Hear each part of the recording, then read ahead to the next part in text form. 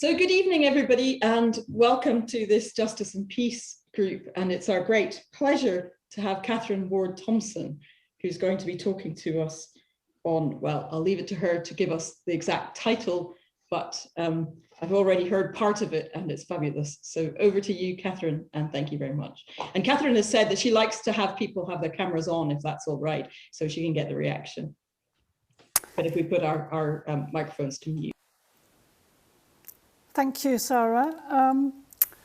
I gave a talk to the university staff group at St Albert's a few weeks ago about how my personal association with the chaplaincy had developed and how that's fed into my work life. And this talk resulting from that is actually more focused on how my work feeds into my spiritual and practical life as a Christian and vice versa. So it's reflecting on that mutual relationship that many of us have between our work life and our spiritual life, and how we lead our lives in the world today. I'm a landscape architect. My original training was in botany and geography, actually. Then I trained as a landscape architect in Edinburgh. And I direct a research centre called Open Space at the University of Edinburgh, which focuses on inclusive access to landscapes. I'm going to give you some nice pictures instead of me to look at very soon. So this is just an introduction. So Open Space focuses on inclusive access to landscapes for children, for older people, for people with cognitive or mobility impairment, for Black and minority ethnic groups. So very much interested in access for all different people and all different groups of people. But more recently, my research has focused on links between landscape, health and quality of life. So that's the focus of the work now, and that's what I'm going to be focusing on in thinking about the implications for environmental justice of that. Laudato Si, which I've only recently, to my shame, read properly, is very appropriate in this regard. And just a final thought before I sort of turn to my slides. One of the interesting aspects of COVID, despite its many tragic dimensions, is how it has led both individuals and authorities to recognise anew the importance of human engagement with the natural world. And that has been interesting for me professionally. It's also the case that in our very secular world in general, certainly in the UK, talking about experiences of being in nature is often the only time that people actually volunteer to talk about a spiritual dimension of some sort in their lives, even if they're not religious. So there's a kind of interesting dimension to this engagement with nature that I'll maybe come back to at the end. But COVID has also highlighted issues of environmental justice, or perhaps injustice. If access to good quality natural green and blue space is good for people's well-being, and I will show you in a minute give you some background to that, then what does it mean if the world's poorest or most disadvantaged have less good access to green space, and especially in times of COVID, to private or semi-private or safe and welcoming shared public green space? Inequalities in access to and use of green space have widened under COVID, and it won't surprise you to know that the people who access it least are the poorest, the most disadvantaged people with underlying health conditions. So what I want to do, and I'm going to share my screen now if I can get the correct sequence to do that, is to talk a little bit about the evidence behind that. Can you see that now? Yes. Green space and human flourishing. About the research I've been involved with in a multidisciplinary team. I'm very fortunate to work with some wonderfully talented and clever people. So it's by no means my own research alone. To explore some of these and flesh out some of the evidence for these issues. And I hope to leave enough time for questions and discussion at the end. So one of the things that I always start with when I talk about this is the UN Sustainable Development Goals, which you have all memorised, I'm sure. I was invited by the World Health Organization a few years ago to contribute to a publication, I'll give you the reference at the end, that looked on links between good health and well-being, sustainable cities and communities, and life on land, and it's also related to climate action, in the light of just one goal in particular, but there are many others that are relevant. A goal under sustainability to provide universal access to green and public spaces, particularly for women and children, older persons and persons with disabilities. The World Health Organization sees the Sustainable Development Goals as the best way of delivering good public health. So these are absolutely intermeshed, and I was asked to contribute to a publication that the European region of WHO were producing, looking at links between urban green space and health. And this is the socio-ecological model that people in public health are using, particularly people like me interested in the physical environment, to think about how the individual relates to everything around it. And it's a model based actually originally in childhood development, but conventional clinical medicine focuses, I don't know, can you see my cursor? Yes.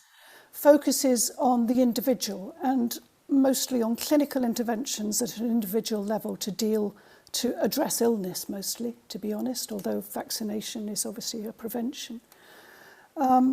And obviously there are individual factors that make a big difference to your health, but actually it's all of these other things, your lifestyle, the people around you, your family, your community, the local economy, the activities you undertake, the built environment, the natural environment in which you live, the quality of that, all influences your health as well. And these are things that conventional clinical medicine has no influence on directly, but can have a huge influence on our health. We used to think that that outer ring, the global ecosystem, was not one we could influence, but that was clearly naive, and we now know we have dramatically influenced that too. So the interest in green and public open space, and you'll all recognise this, the meadows, is because ecological public health is the only way we are going to support good health globally as well as nationally in the population, given the concerns of the age. And individualised medicine alone cannot deal with the many health crises we are going to face, particularly in a context of an ageing demographic as well. And of course, there's also a slightly selfish motive from the public health. If environmental interventions, and the good thing about environment is if you get the environment right, it can support good health for many, many people. It doesn't have to be delivered individually. It's potentially free at the point of delivery. Then it can save a lot of money for the health system. So win-win. That's the theory. Now, as an enthusiast for landscape architecture and landscape history, I do have to just remind you all, you know this, urban parks were considered a public health benefit in the 18th century. They were labelled the lungs of the city in London. Birkenhead Park in the 19th century is certainly the first British claim. It's the first European public park delivered using public money for public benefit. And although the images of Birkenhead Park, this quote is from Victoria Park being built in the East End of London after a cholera epidemic in 1832, 1833. A park in the East End of London would diminish the annual deaths by several thousand and add several years to the lives of the entire population. So public parks, green space was considered a salutogenic, a health-supporting intervention hundreds of years ago. And these kind of quotes, remember, people were flocking into the towns to work in factories, living in very cramped, very polluted conditions. It will benefit artisans and labourers' health and that of their families, inhaling the fresh air at least once a week at a distance from their confined and wretched habitations. And Frederick Law Olmsted in the States, famous for designing, along with English architect Calvert Vaux, Central Park in New York City, among others, also saw the benefit of green space as counteracting the harmful effect of the urban environment on a person's entire mental and nervous system, and ultimately on his entire constitutional organisation. The antidote, thought Olmsted, was pleasing rural scenery. Now, actually, this is very prescient, and he uses almost the same language that environmental psychology uses in the 20th and 21st century. So we have evidence that green and blue, and this is shorthand, green-blue space. It recognises this public parks like Princess Street Gardens, but it's also along the Water of Leith or along the shore. It can be very natural or it can be very cultivated. It's shorthand for recognising a range of environments in which some natural elements dominate and the hard surface is not the dominant feature of the ground surface. International studies from all over the world have shown that having green space near where you live is associated with reduced mortality rates, especially from circulatory diseases, even when income level is taken into account. So we know the best prediction of when you'll die and of your health is your socioeconomic status. The poorer you are, the shorter your life is likely to be, other things being equal, and the worse your health is likely to be, even in Britain, even in the Western world, tragically. But when we take that into account and allow for that, we see a beneficial effect of green-blue space. Sorry, go back one. And green space is also equigenic. This is a term coined by, among others, a colleague I've worked with, Rich Mitchell, to describe the fact that it reduces that inequality between rich and poor. So if you lived in the same environment and some people were wealthier than others, you would expect the wealthier people to have better health. But if you have lots of green space around people in the poor area, that difference is reduced. If you have very low levels of green space in the poor area, then that difference is increased. So you can see here an environmental approach to reducing health inequality is a very attractive proposition if good access to good quality green space can really make a difference to people's health, particularly for those who are most deprived. So what's behind this? I'm dashing you through a lot of different things that may or may not be of particular interest, and I can give you more details or point you to references about any of this if you're interested later on. But one of the things that myself and colleagues have been very interested in is what's behind this link between nearby green space and health. Well, physical activity is one obvious thing. Almost all of us are more active outdoors than indoors. If you've got an attractive green space that allows you to walk, to be active, to go out even in a wheelchair, then that's likely to be good for your cardiovascular health. But we also know walking, by far the most popular activity in natural landscapes, is good psychologically for mood and stress as well. Social engagement is also really important. And being outdoors, and particularly we've seen that under COVID, we're more likely to see other people if we live on our own. If we're an older person, we may well be living on our own. We may lack social contact on an everyday basis. And even if we don't know the people that we see, there's a kind of informal, loose social engagement that can be beneficial in a welcoming park where you feel that the other people there are friendly and well disposed towards you. And social isolation is an independent health risk factor. So having less social isolation, which public parks can support, can actually improve your health. Attention restoration is another theory developed by Rachel and Stephen Kaplan. In brief, this proposes that our attention is a resource that gets depleted if we have to focus for too long. And that's true when we're focusing on our work, particularly on a computer. It's also true, particularly when we get older, if we're managing a busy environment, say a busy urban street with cars, with people on the pavement. If we're trying to negotiate our way through that, it's demanding on our attention, and that attention gets exhausted. Green and natural environments are particularly good in offering qualities which enable us to recover our attention. And they have a quality which has been called soft fascination, effortless attention that engages us without us having to work at it. So if you think about sunlight filtering through leaves, the sound of birds, the ripple of water in a stream or waves on the shore, those kind of things are very engaging. We can watch them, we can listen to them, they're very soothing. They engage us, but we don't have to take effort to do that. And that's supposed to be very restorative, good for us. And then if we do have to focus again, whether it's for work or navigating a busy environment, we're better able to do that.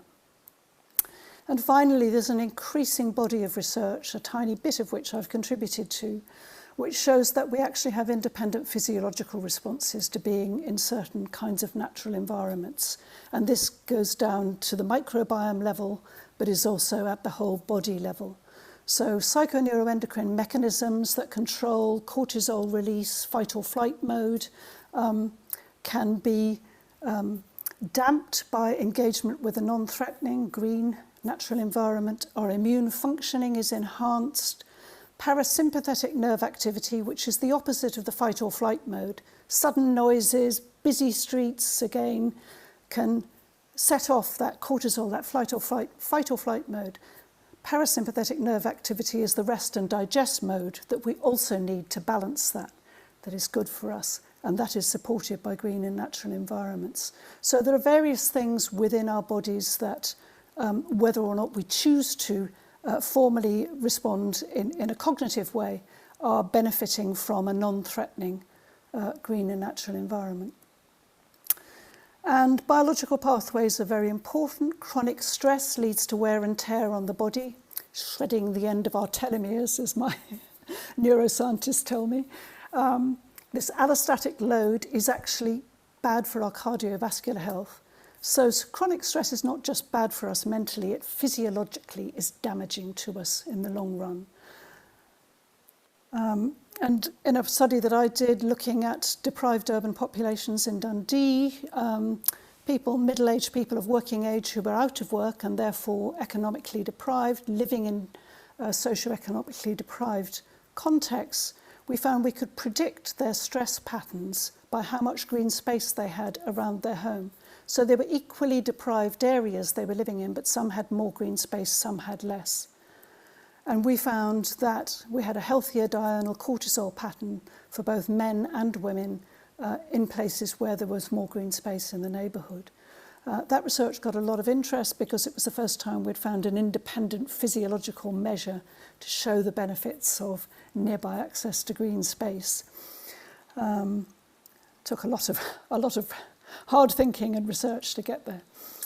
But we also always talk to people and invite them to tell us about their experience. We don't just subject them to tests. So we have a range of measures from our research that tells us that people felt they belonged better to a place. They had a sense of place belonging and lower stress if they had higher levels of green space in their neighbourhood. So there's something about a good quality green space nearby that helps you feel this is a place that I feel at home in. This won't surprise you. I know many of you are enthusiastic gardeners. We've just been talking about watering. Access to a garden or allotment also predicted lower stress, linked again with place belonging and social connectedness. So it may be that some of the pathways by which health benefits are obtained are through that social connection or a sense of place identity, place belonging. Now, there are many other mechanisms, and probably in practice what makes for healthy or unhealthy responses to environment are to do with a synergistic combination of all these things. It's probably not just one mechanism alone. We all know now that we need vitamin D, and sunlight on skin helps us produce vitamin D as long as we don't burn. For us women in particular, we need healthy bones. It's important for pregnant or breastfeeding women, for young children, for older people. And also circadian rhythms, our sleep patterns, are better managed if we've been out in daylight and natural light during the day. We're more likely to sleep better at night. Reduced air pollution. We now know that the vehicles in our environment have been polluting us and damaging our health much more than we really realised or paid attention to. And gases as well as particulate matter can be filtered by vegetation. So living in a greener area can lower exposure to air pollution. It's complicated. There's a complex story in there, but in general, other things being equal, more green space means lower pollution, and potentially you have the opportunity to do your exercise, for example, in green space rather than next to a polluted road. The urban heat island is something that we never thought we'd worry about in Britain, and perhaps we may still not in Scotland, but as you will be aware, even in sunny Cambridge, there can be very dramatic heat events, certainly in the south of England, let alone in Europe, which can be lethal, particularly for older people. And of course, it's the same socioeconomic deprived people who can't afford to pay for the air conditioning or don't have access to it. If you have a natural shaded space, vegetation, I don't know whether you can see this image on the right, but vegetated areas have much lower temperatures than built areas.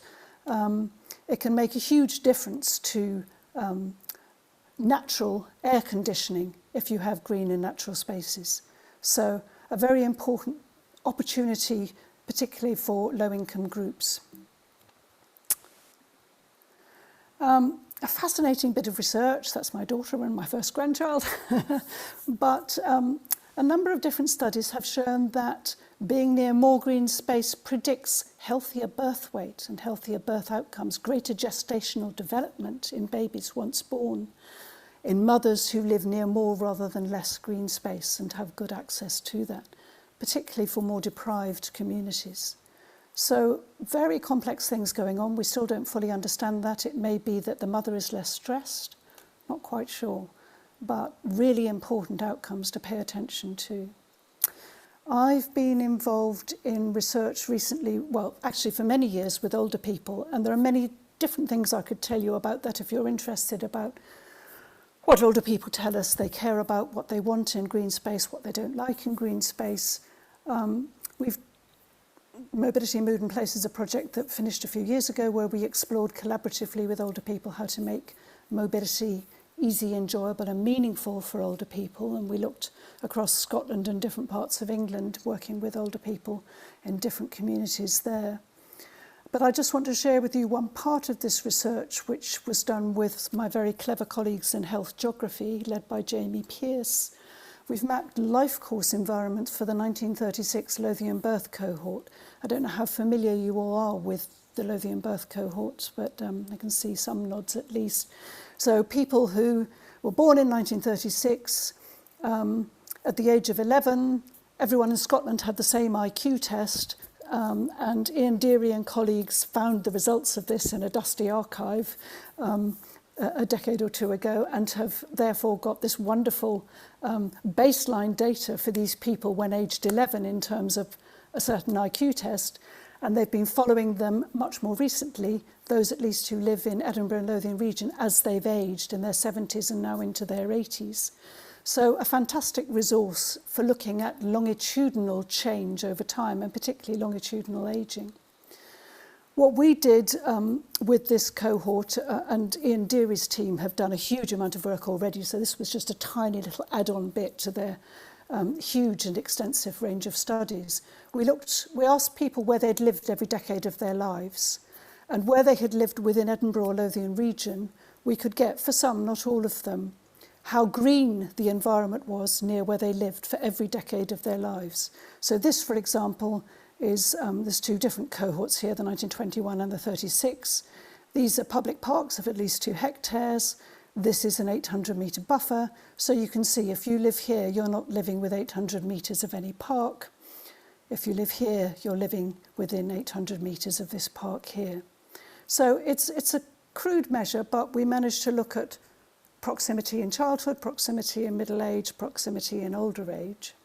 And we were able to find lifelong positive associations between access to green space and successful aging, and in particular, better cognitive health in later life. So the rate of cognitive decline, which sadly we're all likely to go through as we age, was lessened in people who had good access to green space as children. Astonishing. And there was an additive benefit of good access to green space in adulthood. Now again, the full complexity of mechanism behind that we still don't fully understand. And I'm doing some work, another study involving Jamie and Diandiri, Jamie Pearce and Diandiri, to try and unpack some of that a bit more just now. We also looked at mental health, so not just cognitive ability, but anxiety and depression. And again, we found an influence over the life course of access to green space, limited to the most socially disadvantaged neighbourhoods. But that's the key. Here we have the equigenic mechanism again. Green space access during childhood makes a difference. And for anxiety, every decade of life lived near more green space rather than less makes a difference once you get to 70 years or older. So anxiety in older age is lessened by having had good quality to green space earlier on. Now, we haven't got the full answer here. All of the usual confounders have been controlled for. So the obvious things, socioeconomic status being the prime one, but many other things, drinking alcohol, smoking levels, other things that might contribute to this. We're looking at pollution at the moment to see if that explains some of this. So, sorry, just to go back to that, there's a huge amount of interest in this, and we've, the chair of the study advisory group is someone, Margaret Douglas, who's now part of the university, but was NHS public health coordinator, and we are engaging with Public Health Scotland now in trying to sort of explore some of the implications of this. And then finally, I've done a lot of work over many, many years with the Forestry Commission and Forest Research and Forestry Commission Scotland, or what we must now call Forest and Land Scotland. We did a big project funded by the National Institute for Health Research, so that's the NHS's sort of research arm, as it were, looking at mental health benefits of improving access to woodlands near deprived urban communities. It was a terrifyingly difficult study to do. And we had equivocal answers. We found some benefit, but not all of the things that we hoped would be significant. We had 3 deprived communities with enhanced access to woodlands and 3 where access to woodlands stayed the same. Probably the sample wasn't big enough to find the small effect that was there. But just to give you a flavour of why we still think this is important, poor mental health, this is from SAMI, is estimated to cost Scotland, and this is all of the costs to family, friends, work, everything added, over 10 billion per year, which is nearly £2,000 per person in Scotland. And the study, the interventions that we were looking at cost something like £12 per person to improve the woodlands near deprived urban communities. So, yes, it needs to make a difference. There's no point in intervening if it doesn't. But in terms of cost effectiveness, if you only get even a little benefit, the investment is so small compared with the long-term costs of poor mental health that there is certainly potential for exploring further. And I'm actually about to start another project looking at secondary data that will explore that further. So I'm going to wrap up by just, this is what I was asked to go to a meeting of WHO a few years ago that was held in Skopje in Macedonia, where all the advisors to all of the European countries' health ministers were there. And I was given this tiny sort of 10-minute slot amongst their meeting to talk about, they were talking about all kinds of different aspects of health, and this was before COVID. I had 10 minutes to plug green space. So I was trying to have a summary that they would remember and go home with. So what types of green space does the city need? It needs to be nearby, easily visible from most places, ideally from where you sit, where you work, where you spend your daily life, important for mood, stress relief, mental restoration.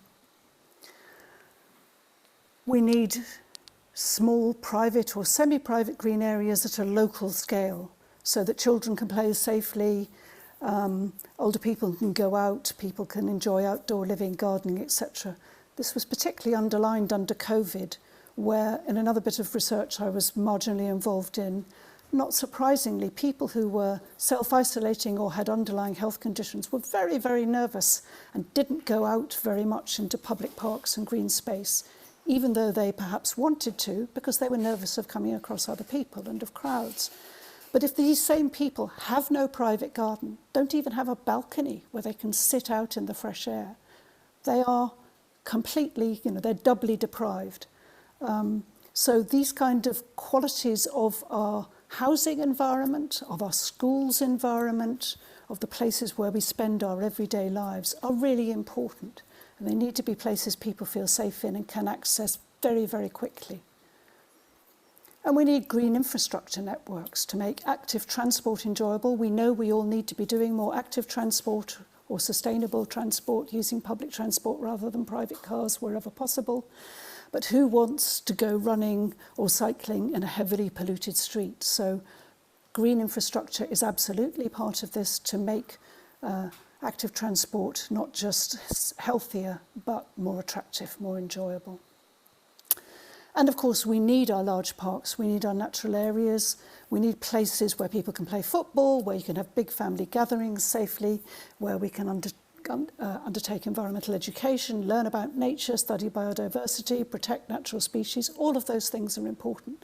And they need big areas and areas of different quality for the different kinds of things that we want to undertake. Where do we need it? We need it close to where you live, you work and you play. We need it to be part of the infrastructure of our urban environments so that we can all access that. And indeed, even some rural environments are quite hard to access green space if they're surrounded by fields that are agriculture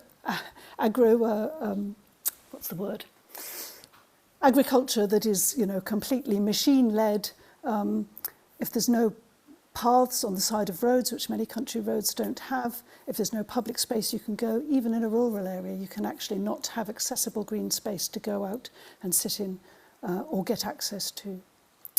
So I'm going to stop there. There are many other references I'm very happy to share with you if you're interested, but this study is one that I contributed a chapter to, Urban Green Spaces and Health, which you can get off the WHO European Region, WHO website. And it's a review of evidence, so some but not all, it's a few years old now, of what I've talked about is in there. And then there's a subsequent study which looks at what kind of interventions might be undertaken to support better health. And again, some of our work is included in that. And top left, you can see the Open Space website. You're welcome to tweet about us if you want, but the Open Space website is where we have resources available, references, project descriptions if you want to follow anything up. So many things that I'm sure you perhaps want to comment on or ask about. I think that the challenge, just to sort of sum up what I think are the issues, even if green space is available, and it isn't always available, and it isn't always of high quality, and often for deprived communities it's less available and of lower quality, but even if it is available, some people don't feel it's accessible to them for psychological reasons. Maybe they didn't go to those kind of places as children, and so they don't feel comfortable there. Maybe if they're from a minority ethnic group, they feel vulnerable there. Maybe there aren't any toilets there and they need access to toilets within ready reach. Fear of crime, not availability of time because their working lives are so busy just putting food on the table. So many, many challenges to providing and supporting people and actually feeling comfortable to use resources when they are available. Okay, I'm going to stop there. Very happy to comment, answer questions, whatever.